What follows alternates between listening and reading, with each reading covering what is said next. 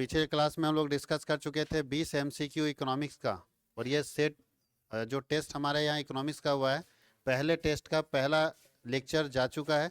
20 question का आज हम लोग 21 नंबर से 40 नंबर तक का क्वेश्चन देखने वाले हैं कि 21 से 40 नंबर तक का क्वेश्चन का पूरा सॉल्यूशन हम लोग अभी डिस्कस करने वाले हैं। तो चलिए स्टार्ट करते हैं 21 नंबर से। सबसे पहला क्वेश्चन है 21 नंबर में कि दादा भाई नौरोजी ने भारत की राष्ट्रीय आय का कितना अनुमान लगाया था, कितना करोड़ रुपया का अनुमान लगाया था राष्ट्रीय आय का। तो दादा भाई नौरोजी का अनुमान कितना करोड़ का था राष्ट्रीय आय का? 340 करोड़ का अनुमान था। कितने का था? 340 करोड़। तो पहले इसका 21 नंबर का ऑप्शन क्या हो गया? बी।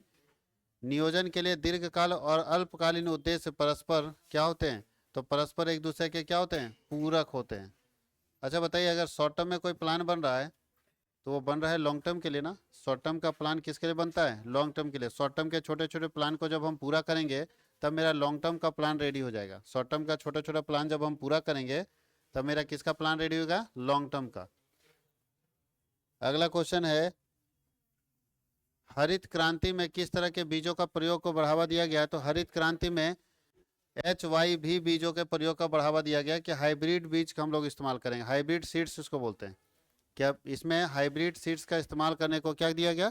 तवज्जो दिया गया कि ज़्यादा से ज़्यादा हम लोग हाइब्रिड सीड्स का इस्तेमाल करेंगे। ठीक है, ऐसे बीजों का प्रयोग करेंगे जो क्या होगा? हाइब्रिड होगा, उच्च उत्पादन देने वाले बीज होंगे, यानी जिससे हमारा उत्पादन ज़्यादा हो पाएगा। MRTP अधिनियम 1969 को समाप्त करके उसके स्थान पर क्या लाया गया?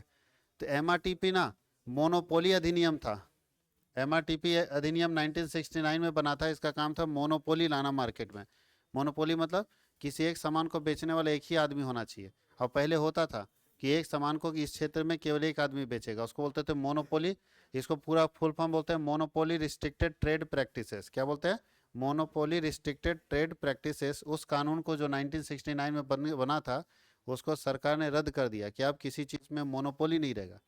यानी आप याद करना, अपने दादाजी लोग से पूछना कि क्या 1969 के बाद 70 में 75 में, या पापा अगर ठीक ठाक होश में उस समय थे उनको याद होगा, पूछिएगा कि 1978, 1980, 1990 तक क्या था मार्केट में? केवल राशन दुकान एक ही आदमी का होता था या एक से ज़्यादा? 1990 से पहले, 1985 से पहले करिएगा, तो एक ही आदमी का होता था पूरा एरिया में जो लाइसेंस लेता था, और दूसरा कोई नहीं खोल सकता था, चाह के भी नहीं खोल सकता था, क्योंकि पहले क्या था?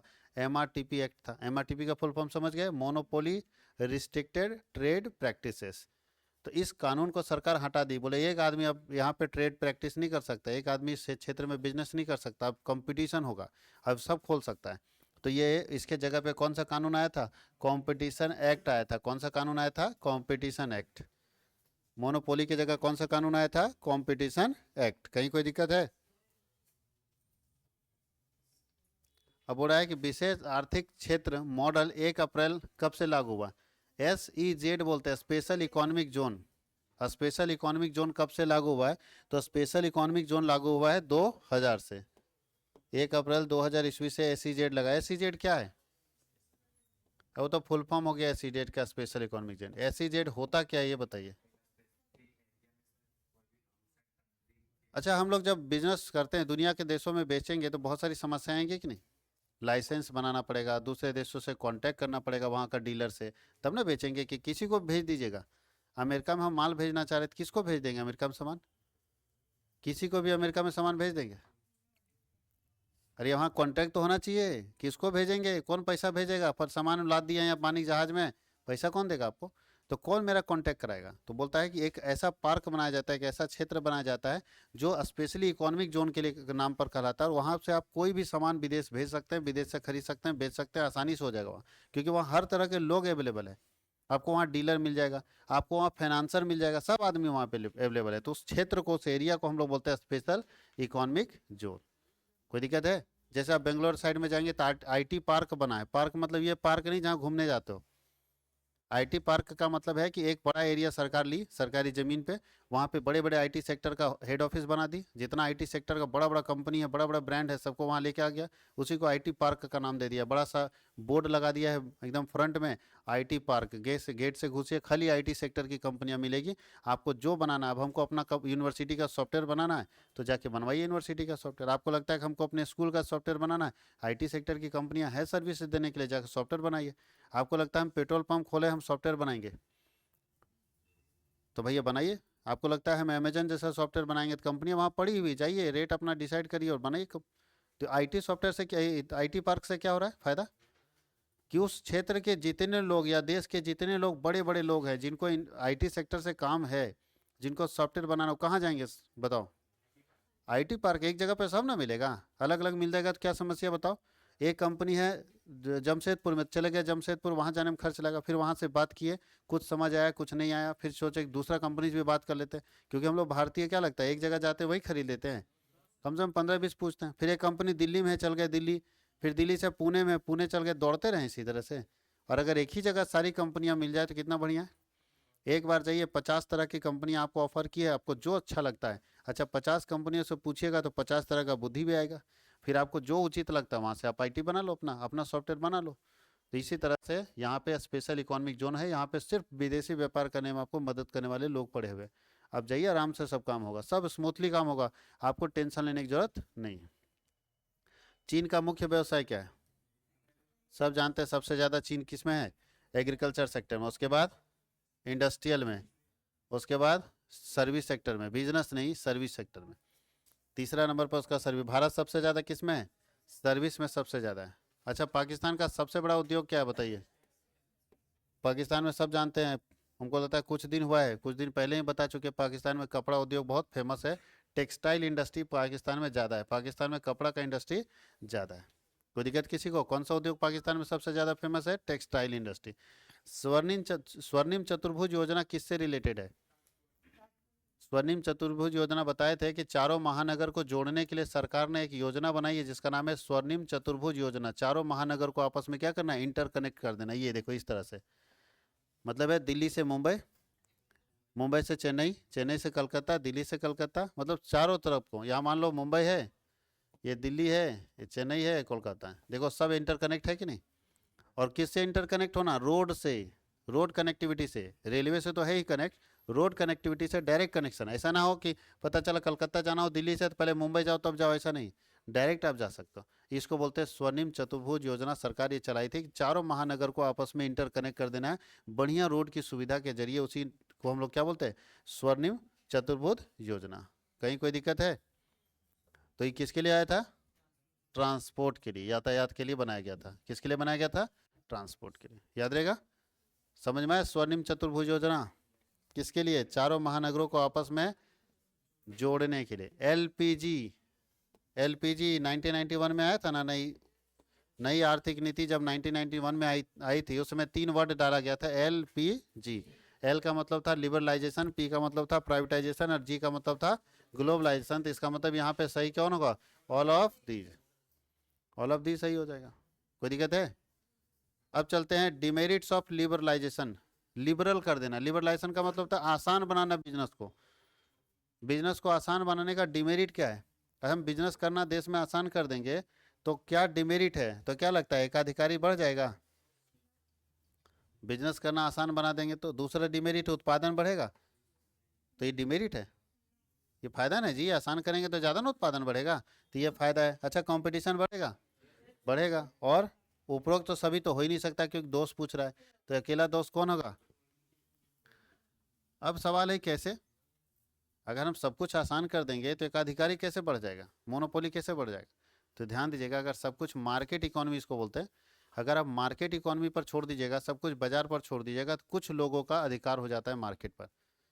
जब भी प्राइवेट इकोनॉमी आती है तो कुछ लोगों का अधिकार हो जाता है मार्केट पर, सारे लोग मार्केट में छा नहीं सकते। किसका अधिकार होगा, तो जिसके पास पैसा होगा वो राज करेगा। जैसे आज हमारे देश में 4-5-10 घराना जो है वो राज कर रहा है प्राइवेट सेक्टर में। अंबानी हो, अभी अडानी भी जुड़ गया, टाटा हो, मित्तल हो, जिंदल हो, महिंद्रा हो, यही बड़ा परिवार है, बिजनेस घराना। हम लोग तो आम जनता 1947 से आज तक वैसे ही है। हम लोग का कोई खानदान में अडानी अंबानी नहीं बन पाया, ना सोचते हैं कभी। भले बोलते हैं, ताना मारते हैं किसी को, लेकिन सोचते भी नहीं कभी अंबानी बनने का। तो ये क्या है कि कुछ फैमिली का पूरा वर्चस्व है बिजनेस पर, यानी हर बिजनेस वही करेगा। सरसों का खाने का तेल से लेके बड़ी बड़ी इमारतें बनाने का, बड़ा बड़ा है ना फैक्ट्री बनाने का, बड़े बड़े प्रोडक्ट बनाने का, सब काम उसी का है। हर काम वही करेगा, हम लोग कुछ नहीं करेंगे, हम लोग सिर्फ यूज करेंगे। क्या लगता है, एकाधिकारी है कि नहीं मार्केट में? कुछ एक दो या 10 फर्मों का पूरा मोनोपोली मार्केट में चलता रहता है, जो कि खतरनाक है, सब प्राइवेट कर देने से। इसलिए सरकार सब कुछ प्राइवेट नहीं करती। सरकार अगर सब कुछ प्राइवेट कर दे तो क्या होगा बताओ? आज देश में 6 मान लो 20 हॉस्पिटल ऐसे हैं, 20 हॉस्पिटल ऐसे हैं जो देश भर पर राज करते हैं देश में। जैसे अपोलो ग्रुप, मैक्स हॉस्पिटल, है ना, ये सब एकदम राज है, जो चाहता है वैसा प्राइस लेता है। सोचिए अगर सरकारी अस्पताल नहीं रहेगा तो ये लोग मार नहीं देगा आदमी को? मोनोपोली है कि नहीं? अब क्या करेगा, बड़े बड़े हॉस्पिटल को, छोटे छोटे हॉस्पिटल को बर्बाद कर देगा, उससे ज़्यादा सुविधा दे देगा, बड़ा बड़ा हॉस्पिटल बना देगा हर शहर में, और उससे ज़्यादा सुविधा उससे कम प्राइसेस में अवेलेबल कर देगा। तो सारे छोटे हॉस्पिटल वाले मर जाएंगे, क्योंकि उनके पास पेशेंट नहीं जाएगा। इसके पास पूंजी है ना, जो पूंजीपति को किसी को बर्बाद कर सकता है, छोटा बिजनेसमैन को वैसे ही उड़ा देगा वो। जैसे होता है ना, बड़ा बरगद का पेड़ गिरता है तो छोटे पेड़ मर जाते हैं, वैसे ही छोटे पेड़ ऐसे साफ हो जाएंगे, वो जिस दिन चाह लिया उस दिन बर्बाद कर देगा। तो ये मोनोपोली का खतरा रहता है, ये मोनोपोली मार्केट का खतरा रहता है अगर आप ग्लोबलाइजेशन सॉरी लिबरलाइजेशन आसान कर देंगे तो। जैसे आज हम लोग देखो कोल्ड ड्रिंक्स के मामले में, आज मोनोपोली एक ही कंपनी का है, देख लीजिए, सबको मार दिया। अगर आप इंडिया में कोल्ड ड्रिंक्स बनाने का सोच भी रहे हैं कि हम इंडियन ब्रांड का कोल्ड ड्रिंक्स लेकर आएंगे, आप नहीं टिक पाओगे, क्योंकि अकेले राज करता है कोको कोला। वो चाहेगा तो कम प्राइस में बेच देगा, आप नहीं बेच पाओगे ना। वो कम प्राइस में बेच के और कमा लेगा, नहीं भी कमाएगा 2 साल कोई बात नहीं, उतना कमाया को बर्दाश्त कर सकता है 2 साल का लॉस। और हम और आप तो इसी पर निर्भर है, हम तो बर्दाश्त ही नहीं कर सकते। इसलिए इस बात का ध्यान रखना है कि जैसे ही लिबरलाइजेशन करेंगे, यानी प्राइवेट सेक्टर को लिबरल कर देंगे, देश में क्या होगा, मोनोपोली क्रिएट हो जाएगा, मोनोपोली बढ़ने लगेगा, ये इसका बैड इम्पैक्ट है। अच्छा, भारत में गरीबी के क्या कारण हो सकते हैं? भारत में गरीबी के क्या कारण हो सकते हैं? तो पहला कारण है कि लिमिटेड इंडस्ट्री है इसलिए गरीबी है, इंडस्ट्री ज़्यादा नहीं है इसलिए भारत में गरीबी है। लैक ऑफ इफिशिएंट इंटरप्रेन्योर, अच्छे अच्छे इंटरप्रेन्योर्स नहीं है इसलिए गरीबी है। और लो रेट ऑफ कैपिटल फॉर्मेशन, हमारे यहाँ पूंजी नहीं मिल पाता है, लोगों के हाथ में पैसे नहीं है। क्या ये तीनों समस्या है या नहीं है? तो गरीबी के तीनों कारण है, इसलिए यहाँ पे क्या लिखेंगे, ऑल ऑफ दीज। ये तीनों कारण है गरीबी के भारत में, इसलिए इसका क्या होगा, ऑल ऑफ दीज। अब 32 नंबर में देखिए, बोलता है कि आय का ग्रामीण साख का स्रोत क्या है? गांव में आपको पैसा कहाँ से मिलेगा बताइए? गांव में पैसा कौन देगा आपको? साहूकार देगा, आरबीआई देगा, वर्ल्ड बैंक और आरबीआई आदमी को लोन देता है जी। तो ऐसे भी दिमाग लगाओगे तो नहीं भी पढ़ा लिखा आदमी पकड़ लेगा। आरबीआई किसी आदमी को लोन दे ही नहीं सकता, वर्ल्ड बैंक तो दे ही नहीं सकता, और उपरोक्त में से कोई नहीं होगा ही नहीं, थे कौन बचा? ऐसे भी गांव में कहाँ लेते हैं जी, महिला मंडल से, या सूद पर जो पैसा लगाता है उसी को मनी लेंडर बोलते हैं, उसी को साहूकार बोलते हैं, उसी को महाजन के नाम से भी हम लोग जानते हैं। तो ग्रामीण साख का गांव में लोन लेने का सबसे अच्छा साधन कौन है, सबसे बढ़िया स्रोत कौन है? साहूकार, जो सबसे ज़्यादा फेमस है। अच्छा, एलपीजी नीति को कौन सी नीति बोलते हैं, कौन सा? तो इसको यू टर्न नीति बोलते हैं, यू टर्न। यू टर्न क्यों? क्योंकि जस्ट उल्टा कर दिया। नहीं, पहला है लिबरलाइजेशन, सरकार पहले बोलती थी ना कोई लिबरल नहीं, एकदम टफ रूल होगा, तो जो टाइट रूल था उसको आसान बना दिया। पहले सरकार बोलती थी कि सब सरकारी होगा, उसको पलट के सरकार बोलती सब प्राइवेट होगा, प्राइवेटाइजेशन। पहले सरकार बोलती थी कि दुनिया के लिए मेरा दरवाज़ा बंद है, कोई दुनिया के देश हमारे देश में धंधा नहीं कर पाएगा, बंद रखी थी, हम लोग बंद रखे थे अपना बॉर्डर को, इसको बोलते हैं क्लोज इकॉनमी। अचानक ग्लोबलाइजेशन लेकर आए, बोले ओपन इकॉनमी, तो जस्ट उल्टे ना काम कर दिए, जो पहले कर रहे थे उसका अपोजिट कर दिए। इसलिए इस नीति को क्या बोलते हैं, यू टर्न पॉलिसी बोलते हैं। कौन सी पॉलिसी बोलते हैं? U turn policy. कहीं कोई दिक्कत है? एक क्वेश्चन है कि 1997 में लकड़ा वाला फॉर्मूले को को किसके निर्धारण हेतु स्वीकार किया गया था? लकड़ा वाला फॉर्मूला को किसके निर्धारण के लिए स्वीकार किया गया था बताइए? गरीबी रेखा किसके निर्धारण के स्वीकार किया गया था? गरीबी रेखा के निर्धारण के लिए स्वीकार किया गया था लकड़ा वाला का फॉर्मूला। यानी लकड़ा वाला व्यक्ति का नाम है जिसने एक फॉर्मूला दिया था, और उनके फॉर्मूले को स्वीकार किया था किसके निर्धारण के लिए? गरीबी रेखा। गरीबी रेखा से नीचे वाले फैमिली को क्या बोलते हैं? और गरीबी रेखा से ऊपर वाले फैमिली को तो दो परिवार होते हैं, एपीएल और बीपीएल। बीपीएल का मतलब होता है बिलो पॉवर्टी लाइन और एपीएल का मतलब होता है एबव पॉवर्टी लाइन। गरीबी रेखा से ऊपर वाले लोग APL, above poverty line, poverty गरीबी रेखा से ऊपर वाले लोग, और बीपीएल मतलब बिलो पॉवर्टी लाइन, गरीबी रेखा से नीचे वाले लोग। कोई दिक्कत है? किसान क्रेडिट कार्ड योजना वर्ष डॉट डॉट डॉट में प्रारंभ की गई थी। बताइए केसीसी योजना कब प्रारंभ की गई थी? तो केसीसी योजना 1998 से 1999 में स्टार्ट की थी। 1998 से 1999 में केसीसी योजना, केसीसी का फुल फॉर्म समझ रहे हैं? किसान क्रेडिट कार्ड। मिलता है ना गांव में केसीसी लोन, किसान क्रेडिट कार्ड, जैसे लोन लेके लोग बुलेट खरीदता है ना, वो योजना प्रारंभ की गई थी 1998 से 1999 में। 5 वर्ष से अगर अधिक समय के लिए लोन लेते हैं, 5 वर्ष से अगर ज़्यादा समय के लिए लोन लेते हैं, तो इस लोन को क्या बोलेंगे? Long term, short term, medium term, या 5 साल से ज़्यादा के लिए क्या कहलाता है? Long term. और 1 साल से 5 साल के लिए क्या कहलाता है? Medium term. और 0 से लेकर 1 साल तक क्या कहलाता है? Short term. 0 से 1 साल के लिए लोन लेंगे तो शॉर्ट टर्म, 1 साल से 5 साल के लिए लेंगे तो मीडियम टर्म, और 5 साल से ज़्यादा के लिए लेंगे तो लॉन्ग टर्म। कहीं कोई दिक्कत है? कोई तकलीफ? चलो 37 बोला है physical capital it self in nature. Physical capital अपने आप में क्या होता है? एक्टिव होता है, पैसिव होता है, बोथ होता है, none of this. Physical capital क्या कहलाता है?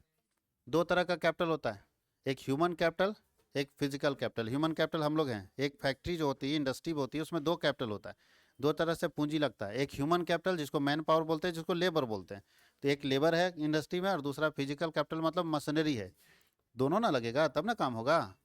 तो बताओ मशीनरी और आदमी दोनों में से कौन एक्टिव होता है? अच्छा, मशीन एक्टिव होता है और आदमी मरा हुआ है। आदमी ना एक्टिव है जी, मशीन अपने आप काम करेगा, आदमी अपने आप काम करेगा। तो एक्टिव कौन है? आदमी। मशीन क्या है? ये जो मशीन है ये अपने आप स्टार्ट हो जाएगा, हम आएंगे तो, कि हम करेंगे इसको? तो बोलता है कि जो फिजिकल कैपिटल होता है वो अपने आप में एक्टिव होता है या पैसिव होता है? निष्क्रिय होता है, उसका कोई काम नहीं है, मरा हुआ है जब तक हम उसको यूज ना करें। गाड़ी कहीं पे खड़ी है तो अपने आप चल जाएगी, उसको चलाने वाला आदमी चाहिए ना। तो बताओ जो फिजिकल कैपिटल होता है वो अपने आप में निष्क्रिय होता है, कोई काम नहीं करता है जब तक उसको कोई चलाएगा नहीं। जब तक उसको कोई चलाएगा नहीं तब तक वो क्या होता है? निष्क्रिय होता है, इनएक्टिव होता है, पैसिव जिसको हम लोग बोलते हैं। तो याद रखना फिजिकल कैपिटल क्या होता है? पैसिव होता है, इनएक्टिव होता है। लेकिन ह्यूमन कैपिटल क्या होता है? एक्टिव होता है। ह्यूमन कैपिटल क्या होता है? एक्टिव होता है।